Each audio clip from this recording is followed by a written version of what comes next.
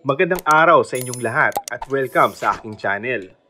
Ang serye ni Coco Martin na Batang Quiapo ngayon ay ang may pinakamaraming reklamo umano ayon sa MTRCB.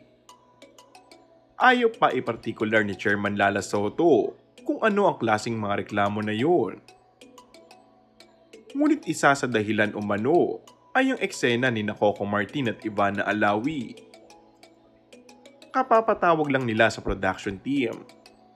Normal naman yun dito sa MTRCB.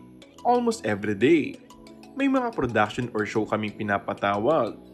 If not almost, it's really every day, banggit ni Chairman Lala. Sinabi rin niya na sana hindi mauwi sa suspension, gaya ng nangyari sa It's Showtime noong nakaraang taon. Very cooperative naman daw ang direktor at aktor na si Coco Martin at ang buong production sa kanila. Mas mahigpit daw nilang binabantayan ng TV shows dahil mas napapanood ito ng mga kabataan, unlike sa movies na may rating silang ibinibigay. Sinabi rin ng board ang kahalagahan ng pagiging angkop ng medium at time slot para sa pagpapalabas ng anumang nilalaman ng episode, lalo na ang mga maselang usapan at ang paggamit ng hindi angkop na wika. Nauna nang sinabi ni Coco na ang mga ganong eksena ay approve naman daw ng Movie and Television Review and Classification Board o MTRCB.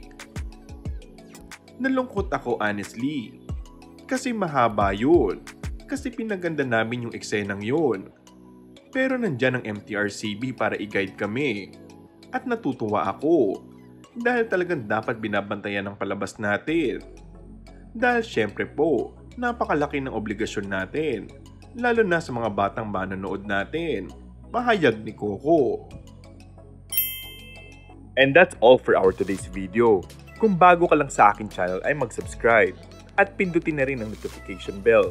Maraming salamat!